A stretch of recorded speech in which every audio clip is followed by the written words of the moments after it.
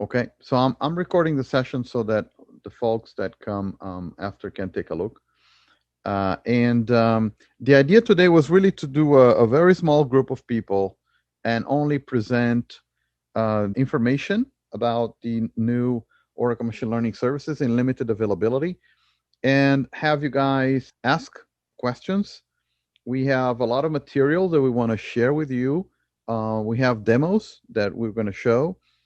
So anything you guys need, again, please ask using the Q&A. There's a Q&A panel that you guys can use to ask questions. Okay. So first things first, of course, safe harbor. Um, so the Oracle Machine Learning Services, it comes actually as part of the Oracle Machine Learning family, right? So when you look at the key attributes for OML, basically you have the automation and scalability, but OML Services comes both for the scalability, but also the production ready capabilities, right? So we're going to see what that does exactly. So it basically is extending the functionality of OML, right, and supports what we call the model deployment and the model lifecycle management, right? Now, we tackle both the in-database OML models as well as third-party ONNX models, right? So the Open Neural Networks Exchange machine learning models. And all of that is done through REST APIs. So the REST APIs provide endpoints that would enable the storing of machine learning models along with the metadata of that model. We allow you creation of scoring endpoints for registered models. We support classification and regression using third-party ONNX models. So that is important. We support ONNX models, but specifically classification and regression models. Okay. Also, we include the capability, right, from those ONNX models usually is coming from scikit-learn, TensorFlow, and there's many other third-party components that can generate ONNX models that are supported, right? We also support and provide a proprietary cognitive text capability. We offer that in English, French, and Spanish for now. And we do topic discovery, keyword summary, sentiment, and feature extraction, which the feature extraction is based on the Wikipedia knowledge base using embeddings. And finally, we allow you to use OML services with cognitive image functionality. And that is supported through the ONNX format and third-party model deployment feature as well. So if you have models that depend on images or tensors, we can use both as input and then help you score an image, for example.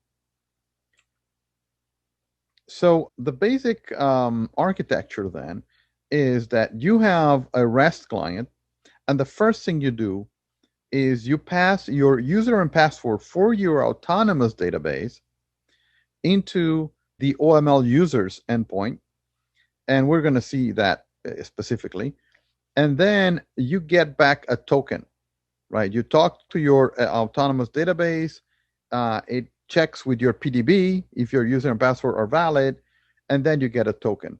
And with that token, you now start running the actions against the OML mod endpoint, which then take that token plus any actions if you want to pass the text that you need, or objects like models or images. And then you act and you can do the get, the post, the delete, all of the components that allow you to run against OML services. So one important thing to note here is that the models, for example, that we use and the data that you will use with OML services are all passed from the REST client.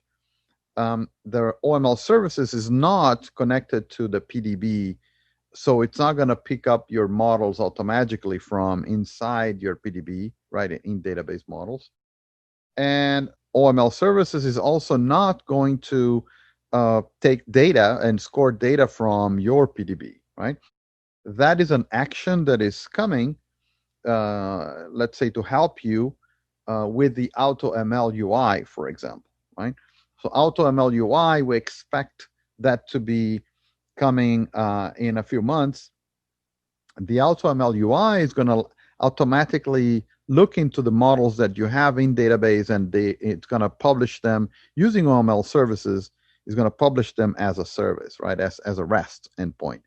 But right now, the operation of taking a model from an in-database model algorithm, right, and then passing it to OML services is something you have to do.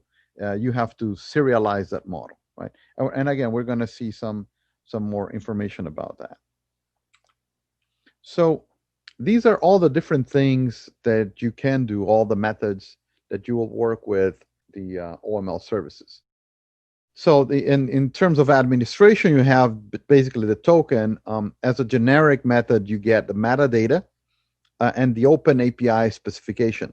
So you can take all of those things, the Swagger file, for example, that's something we provide as well, so that you can know immediately all the different methods that are available to you. You have a repository. So for the repository, you can store model. We can update the model namespace with post, and then you can get a model list or model metadata, model information, even the model content, which itself is literally the binary of that file, right? And then you can, of course, delete the model. But then you have the deployment of those models. So there is a concept of storing a model, and then the next thing you need to do to use that model is actually to create a model endpoint. And that allows you to keep, several versions of the models stored, but then only pick one to deploy, right? Only, maybe managing and only looking at the latest one or the two latest ones to deploy, but keep all the other ones stored, right? At the same time, you can do in the deployment, you can get the endpoints, you can get the details of the model. What exactly are the things that those models need to run? And finally, the cognitive text, which is actually pretty much the post components, because all you're doing here is literally sending a text or a full text on a document, sending that to the endpoint, and then getting the topics or keywords, a summary, sentiments, things like that, right? And checking document similarities, right? So how does one go accessing all of that? So basically what you look at is there is a main REST URL for the Oracle Autonomous Database. So OML Services endpoint will exist on your OML server, which actually the OML server from your data center, right, that you have, and with a /OML mod /v1, right, for version 1. So to obtain a token from there, as I mentioned before, you have to use the OML users endpoint there with your tenant and with your database, right, with your PDB specifically. So the tenant here, as you see below it, right, the OML server is that entire string. So if you're in Ashburn, you will do that, right? And you have one of those for every data center that Oracle has, right? As a tenant, you will have your own tenancy, and your own tenancy, you have to give it the OSID, right? So that's for your own tenancy. And finally, the PDB here is not the autonomous OSID, is actually the PDB name. So for example, OML DW or something like that, right? So those are the components that you need to remember and know to be able to use the OML services. So for example, let's request a token. And you're going to see Shari doing that live on her Linux terminal, right, in a second. But for example, for requesting a token, you will actually send something in curl like this, right? So you will say, the grant type is password, and I have a username, and I have a password that I'm passing, and that ADB URL is the entire string on top, right? Where you're saying OML server, OML users, tenant, the database, and the PDB, right? So at that point, you get back your token, right? So as an example, on the right-hand side, I'm using Postman. right? And I'm showing you exactly how that is happening. And that's the idea. You get back that access token that you're going to now use for all the other processes that you need, right? So also, as a very simple next step, right, is one of the basic things is metadata description, right? Get the metadata description from the OML services. So as we mentioned, you will use the OML mod, then endpoint, right, after the OML server. So the curl command, it's kind of simple, right? It's basically pointing to the OML mod URL there. And in the authorization, you're going to pass the token. So that it's going to be that long string that is the token, right? So as a very simple example, you can see that, right? You have that guy that's pointing to San Jose, for example. In that case, I'm passing a token, right? That is all that string. And when I pass that token, I get back the entire metadata description that shows me all the different endpoints that I have there, right? I see models, cognitive text, health and API and deployment, right? And things like that. So that is a very simple example. And the same thing we're going to have. Basically, what we're doing is we are getting all of these examples to you guys from inside Oracle. We have a Confluence page and we have an Aura Docs that we talked about already. For external customer access and partners, we are working right now on getting the same content available, uh, either GitHub or somewhere else that we can put this information. But also the current official doc, right? The official Oracle documentation for OML services is up and running. So you can go there anytime, and you're going to see these kinds of examples and the curl information and how to run these examples. And you're going to see some of these examples there. Now, the examples on the right and the Postman things and components, that's what we intend to add to you guys and make it available in the short term, right? Probably this week on either a GitHub or somewhere else that we can share documents, right? In the meantime, now I'm going to pass that to Sherry so she can show you guys some of the live demos in curl on the Linux terminal. And then later on, I will do a quick demo on the Postman desktop application. And either way, it works perfectly fine and exactly the same way. Okay. So Sherry, welcome and take it away. Okay, let me share my screen. And if you guys have questions, please don't hesitate to put anything in the Q&A. Yes, okay. So the demo that I'm going to go through uses curl, and I'm going to do a quick review of curl for those who, just to get us all on the same page, for anyone who hasn't used curl. And curl stands for client URL, and it's a command line tool that allows you to transfer data using, the standard HTTP methods. And it supports a number of protocols, including HTTP and HTTPS, which makes it a great choice for working with OML services, as we'll be using HTTP methods to communicate with the OML services endpoints. So, basic curl usage is very simple. And as a very simple toy example, I can just run curl against this URL. And the only thing that's there is this little ASCII cat. And so that is what is returned in what's called the response body. And curl, by default, prints the response body to your terminal window or standard out. A slightly more realistic example is this example URL. And when I run curl against this example URL, you'll see that the content of that web page is returned again to your terminal window. And with OML services, we'll be using curl to make calls to the REST API. curl supports, I think, over like 200 command line options, and you can see them all here.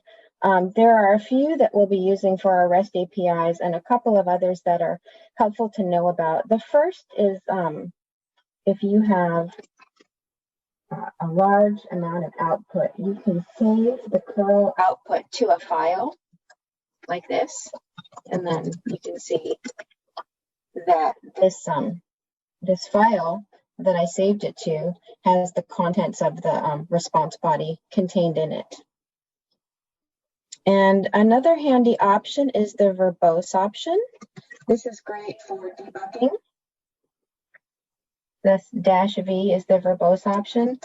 And it will retain a little more, return a little more information. It will contain in the response body and the headers, which I'll explain in a minute, and then even a little bit more information about your connection. And we're not concerned with all of this, including with our REST APIs. What we really want to know about is the HTTP response, which is 200, which is a standard response, and that tells you that the connection was established. The accept header tells the server that, the format that we expect to see back, and then the content type is important because that shows the content type that you're serving so that it can be returned correctly, or in some cases displayed correctly in a browser. And we may be interested in the server and the SSL certificate information as well. So I'm using a Linux curl client here, but Windows and Mac are also supported. And on Linux, and I believe Mac as well, curl is almost always installed by default. If you're using a Windows client, curl will need to be downloaded and installed. So those are the basics, and then what we'll do is we'll move on to the first step in using OML Services, which is obtaining the token. So to obtain the access token, we're going to use curl, and we'll pass the username and password for your Oracle Machine Learning account to the REST endpoint. And so I'll define these variables. I'll show you. I'm using a bash shell.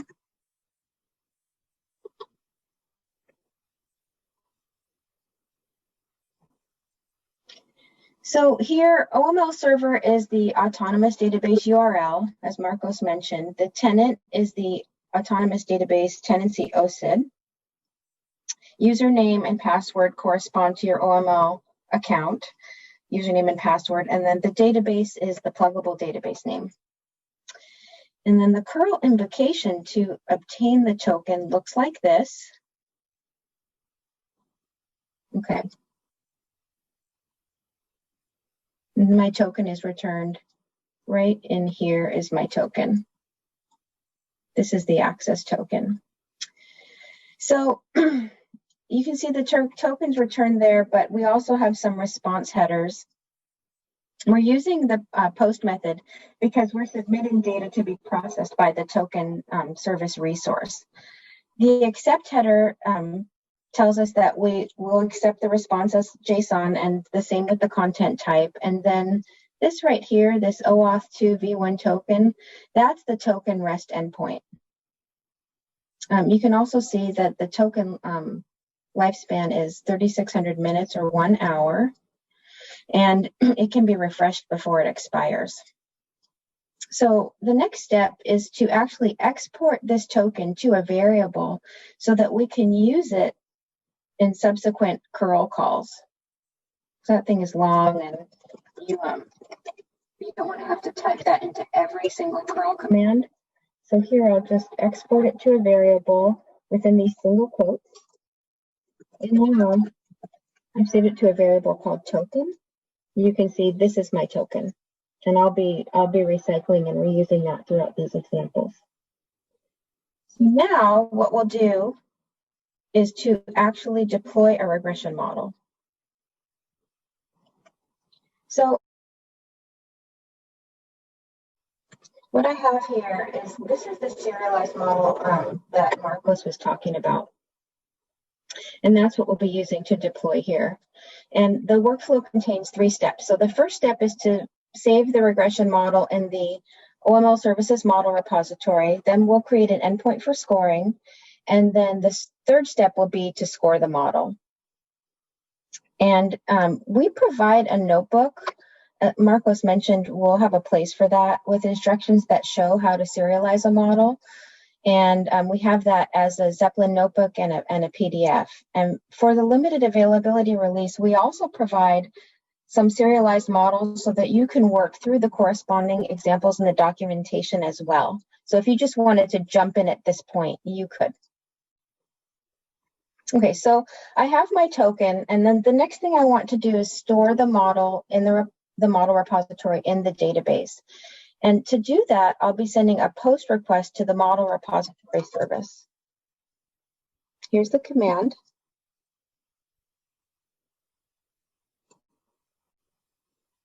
Okay, so this method takes inputs for, as you can see, the serialized model file, the model name, a user provided description and model version.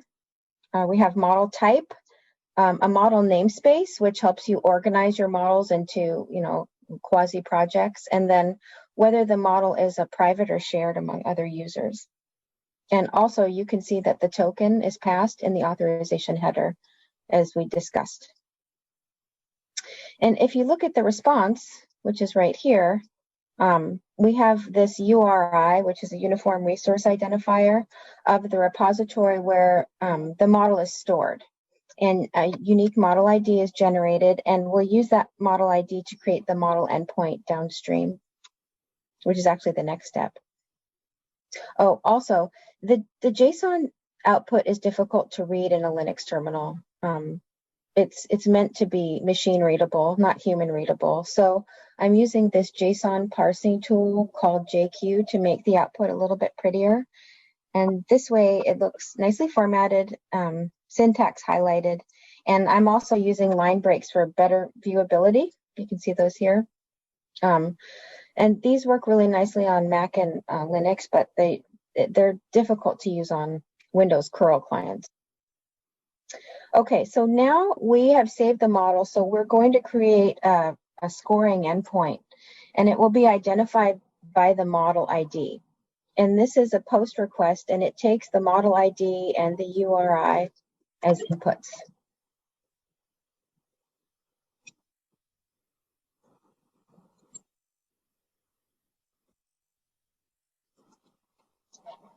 So I passed in the model ID that was just generated, and this creates the regression model scoring endpoint, which is, you can think of it as an identifier to the resource that we'll use for scoring.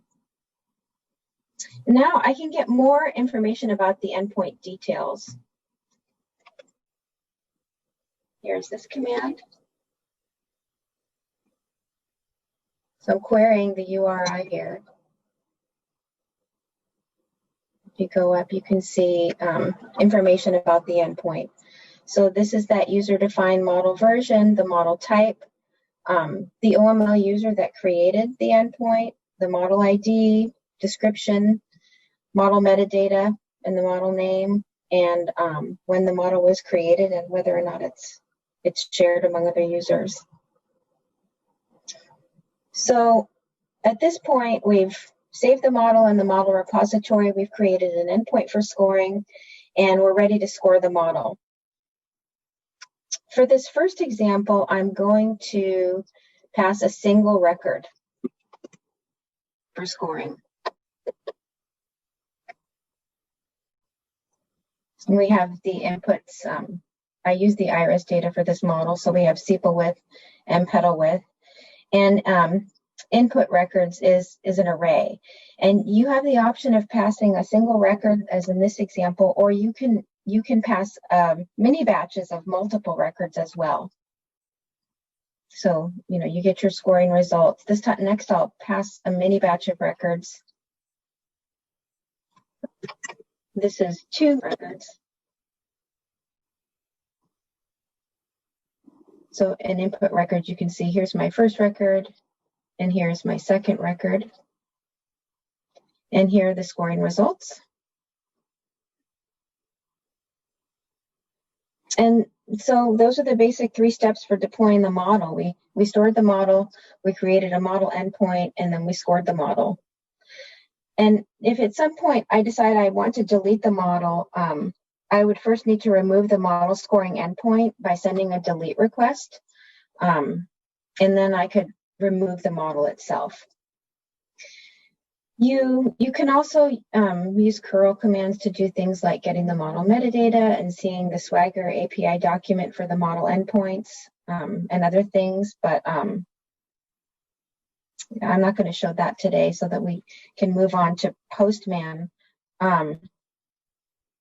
Marcos is going to demonstrate some REST calls using Postman. And Postman, it offers a really nice user interface, and it has some additional features that curl doesn't allow, like saving collections of REST calls. And it also works really nicely with curl by allowing you to extract the curl commands from the UI itself. So that's a quick tour. So this example deployed a machine learning regression model. But if you want to see more curl-based examples, the product documentation, which is called the OML Services REST API Users Guide, it has some workflows that show you how to deploy regression and classification models for both Oracle Machine Learning and ONNX models. There's an ONNX cognitive image example there, and some examples working with cognitive text as well. Mm-hmm. Excellent. And that's it. Yeah, can I share the screen, Sherry? Yes. Yeah, so exactly like Sherry was saying, this is the official documentation, right? So this is available right now for everyone. So if you go out and look for the REST API for Oracle Machine Learning Services, you're going to find it. You're going to see that it's actually pre-general availability draft, right? And then, as Sherry was mentioning, you have the links there, so you can find specifically, exactly what she was explaining. So all of her commands, the curl commands, and how to execute them, and things along those lines, right? So I think this is a very useful platform, and Sherry's going to share that in the chat, so that you guys can, take a look and understand some of the details there, right? The other thing that I mentioned before we were going to share is the Swagger file. So the Swagger file is something like this, where you can actually just, easily see there's a Swagger editor. You can easily see exactly the methods that we were talking about, right? And then you can see details, right? And things along those lines. So that helps you understanding what is expected for you to send or receive, right?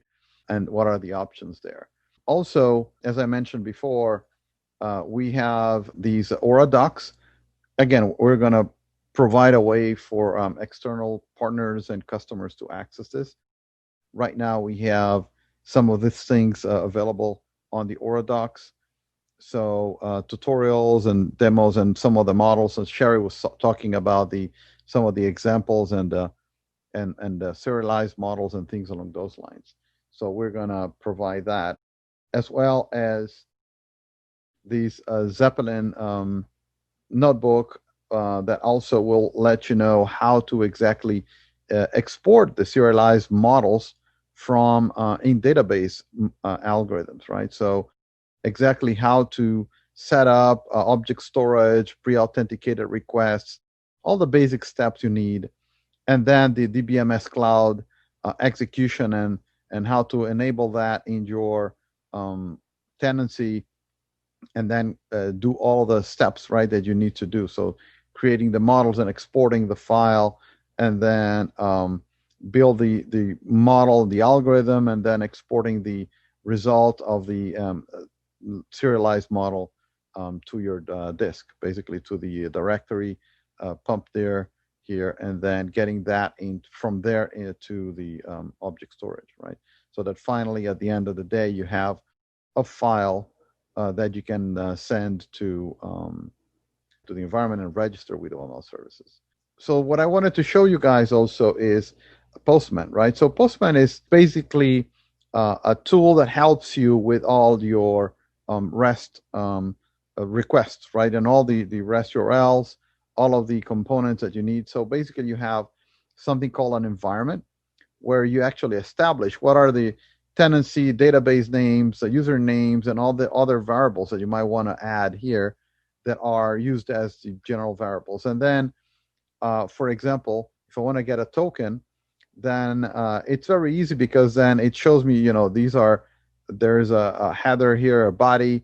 The body, as you remember, you have a username and a password that I put in my environment, so I don't have to keep typing it. And then you have OML server, which is actually one of the variables as well on my environment, right? In my case, I'm using the San Jose data center. I have a tenancy there. I have a database established there. And all it does is really helps me out, right? So the return is very similar to what Sherry was showing you, right? The token and then the expiration in an hour. But the default in a terminal will be something like this, right? But it makes it just prettier to visualize, but also it allows us to do post-processing. So if you look at the tests here, what I'm doing here is I'm parsing this body as a response, and I'm setting the environment variable token to the new token that I just got.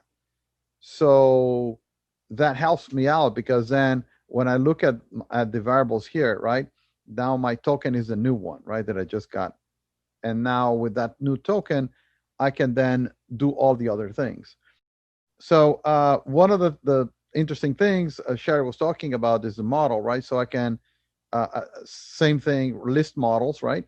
So I can list models here and check, and I'm checking again. This is the standard way of looking at things, right? So, right, as a REST return, you can see this data set. So you can see the namespace, the model names, right?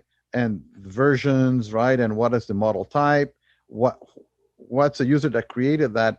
But again, just because it's easy in Postman, you can again process that text coming back, right? And do things like this, right? So create something a little nicer to see. So instead of looking at this thing below, you can look at something like this, right? So now it's easier, right? It's more like instead of being like a completely, REST developer world, it's coming back a little bit to my normal data scientist kind of use of wanting to look at things, right? So it's a little easier in the eyes. So that helps you look at the thing, and again, list all of the models. So I can see Sherry doing, writing her models here, right? And then I have the user Marcos, and then I have an OML user and OML user 2. So I see those people writing models, and then they have a specific namespace, right, where they're writing those models there. And I can list all of the models. These are all the models that exist on my tenancy, right? Remember that the token that you get back is specifically to your user and whatever models were shared by other users on your own tenancy. You could say, I don't want to share the model, so only Marcos would see the models that Marcos writes, right? But usually, if you're working on a team, then you can do a shared through, and then everyone else on the team is going to see your models. Now, if I want to restrict the list to only the OML models, then it's on top here, right? So basically that, but in Postman, it's very easily as well. You can pass it a parameter, namespace models, again, and then you don't see now, if you visualize them, you only see the OML models, right? You no longer see the ONNX models, for example, right? And then as Sherry was showing, you can store a model. Same thing here, right? You can, in the body here, you're going to pass the namespace and then the model itself. That's the serialized model. That's a file, right? So the file that you will pass here, as we were saying before. And once you pass that file and you register it, you're going to have, you can get the model details from that specific model ID here, right, on top. So you will get that model ID back when you store it, and then you can see that model ID, and that's all the data from that model. And the model metadata. So the model metadata is going to tell you, what is this model about, right? So I can see it's a classification model. It's using a naive Bayes model, right? Remember, it's an OML model. And then I see the variables that I need to pass, right, to get something out of that. And this is the return labels. So again, just to make it easier, whenever you see tests here, we actually created some easy visualization for you guys to see it. So you can easily see, output attributes, label 0, 1, and then input attributes, right? So then basically once you have that, you have to create the scoring endpoint, right? Again, in this body, you only need to pass the model ID and the URI, like Sher was talking about and doing. And then you get the model deployment details. So now with a URI, I can see what's the version of that model and what the model does. Again, it's very similar to before, but because I click visualize now that model actually has an endpoint, right? Before, that model did not have an endpoint because that model was just stored, not deployed yet, right? So okay, so now we can take a look at the scoring API or list model deployments that exist, or list all of the OML models that are deployed, right? So we can see the OML models that were deployed. So we can see these are 4 model deployments that are there. And then we can score. So if I score with the model, for example, we got to put stuff in the body, right? So for scoring a single record, for example, right, I want to score, and this is a classification model. I'm going to pass the age and then some of these other variables, right? And I'm passing one record to get the scoring done. And I click on send, and I get back my score.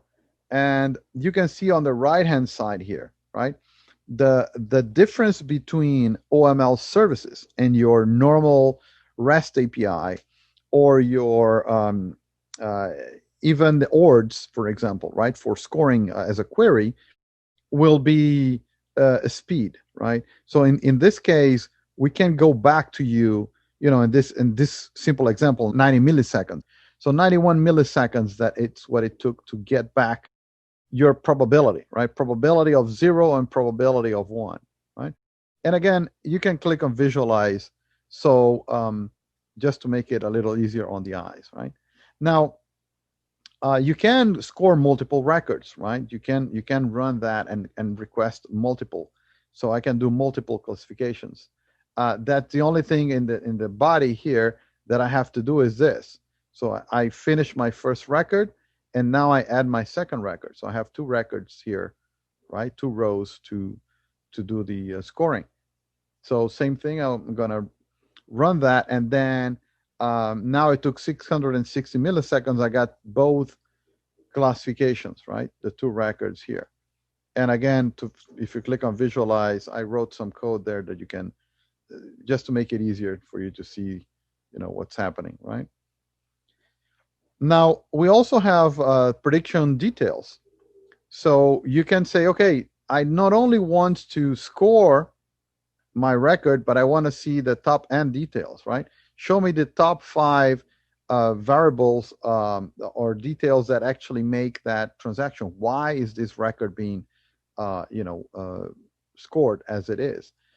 So you can send that, and you're going to get back your scoring first, but then the details.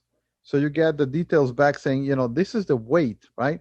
So what were the most important variables that actually are indicating that this guy is not a good customer for you, right? 92% labeled 0. So years of residence was the one that weighted here, 0.37. You have box games, you have customer marital status, home theater package, and age was the last one in terms of weight. And that works as well for multiple. So if you want to do multiple, same thing again. So you do top and 5, and then you input both records, and you're going to get that for all of them. So for both, you get the probabilities and the prediction details, and then probabilities again, and prediction details. And again, the visualize helps you see that. Customer number 0, I get the probability and the prediction details. Customer number 1, I see probabilities and prediction details. Okay. And finally, for OML models, you can remove the scoring endpoint and delete the model. You cannot delete the model that is deployed without deleting the deployment first. So you first need to remove the endpoint and then you can delete the model itself. So this is a two-step operation. Okay. Now, for something like a machine learning ONNX models, right? So we were talking about, and Sherry was talking about the ONNX models. Same thing here. So, for example, I've deployed a Titanic model here. So there are a few specific models here that were created using scikit-learn, plain open source scikit-learn. So you can store that model, and then at that point you will need this scikit-learn pipeline, model. You're going to need that scikit-learn ONNX model itself.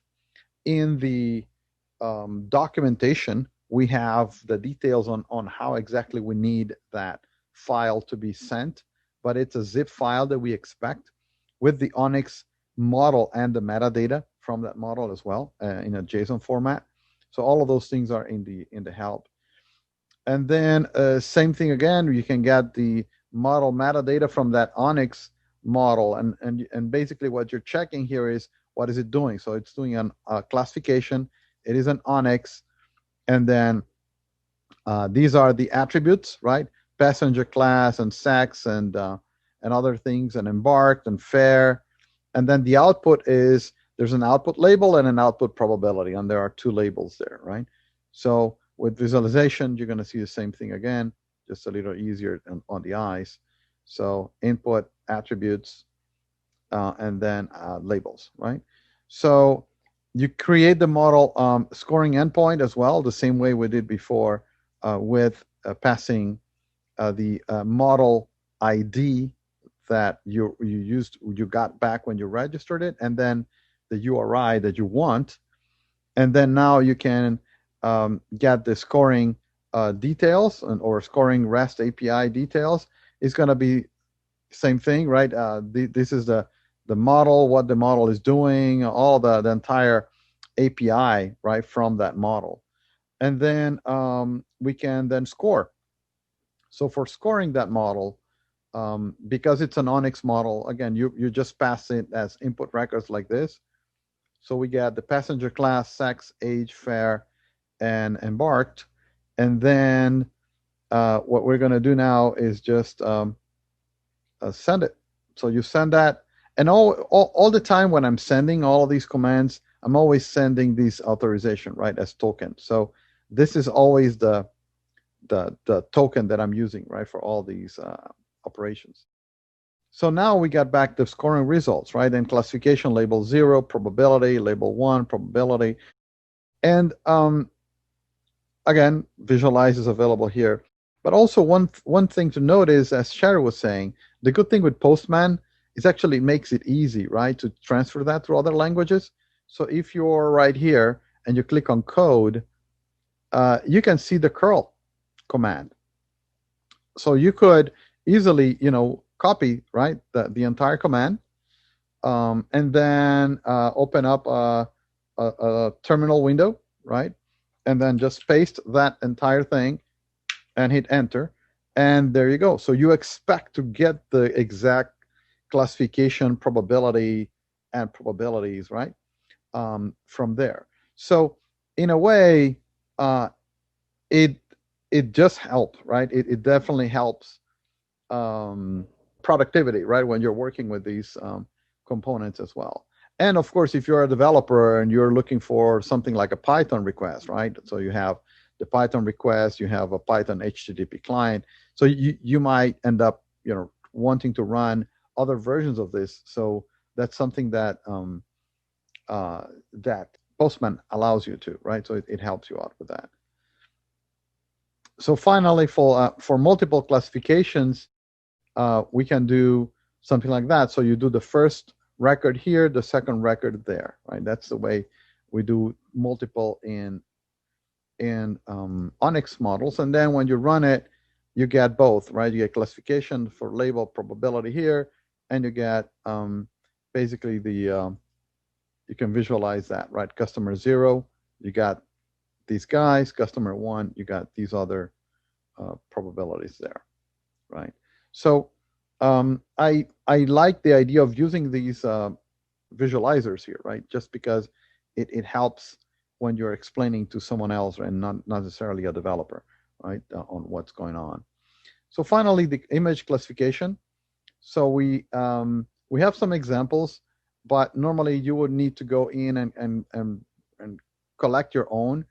Um, Remember that these are classification only, so we can only do right now image classification.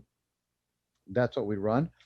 So basically, what we're going to do here is you're going to pass me an image classification model. So for example, this is an efficient net light, right? But that you can pick up from, there's something called an ONNX Zoo, where you have open source models there available for you to pick up and play with and use. So to store that, again, I'm going to need to store a zip file that contains the ONNX model itself. It contains metadata for that model as well, and the return information of what do I expect as a return. And I can take something like check the model details, right, from that ONNX image model.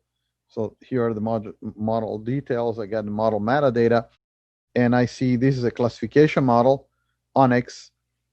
This is a shape of an image coming in, and then the outputs are all these other possibilities. So my model is basically classifying whatever I send into one of these 999 different things, right? And you got, everything from buses and notebooks to animals and whatever, right? So basically, that's the idea. So as before, you create first a model deployment. And then we can score, right? We can score the image models as well. So for scoring the model, for example, right now, I am sending a tiger shark image, right? So that image is this image over here, right?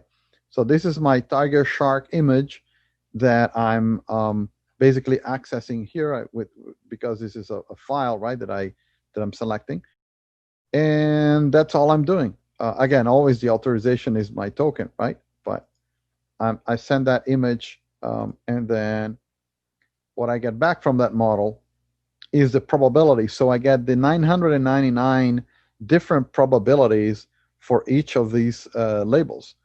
And you can see down here that tiger shark, right, I have a 0.999, right, probability, right? I did a visualizer as well on this thing just to make sure it's a little simpler, easier to find out. So you get tiger shark, and then you got the probability of that image being the tiger shark, right? I have another image here. This other one is a goldfish. So something like this. So this is my goldfish .jpg that I'm sending.